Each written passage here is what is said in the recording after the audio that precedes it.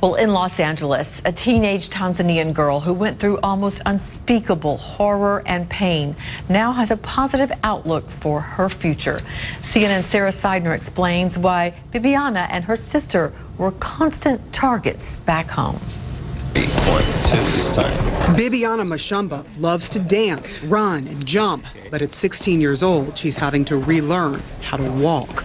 The consequence of a horrific attack. At 11 at night, some robbers, they come in our room.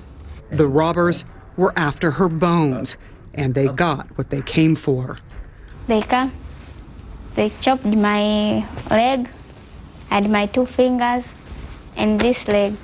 The robbers chopped off half of her right leg, some of her fingers, and tried to chop off her left leg, all because of her skin color and a belief that her bones are magic. It's all driven by this crazy belief that is also propagated by the witchcraft doctors that instill in these people that are so desperate that if you take a limb of an albino person, you're going to become rich. In Bibiana's home country of Tanzania, being albino makes you a target.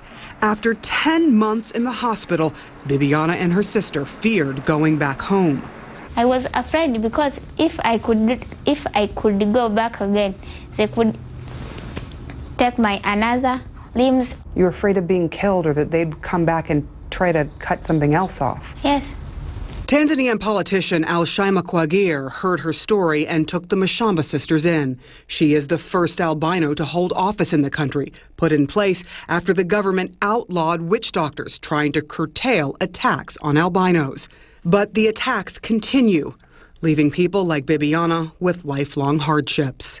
This was Bibiana's old prosthesis. It was kept on with a belt here. That all changed when Milena Ruth got involved. She runs the African Millennium Organization and paid Bibiana's way to the Orthopedic Institute for Children in Los Angeles. Here, doctors are giving her a high-tech leg that will give her freedom.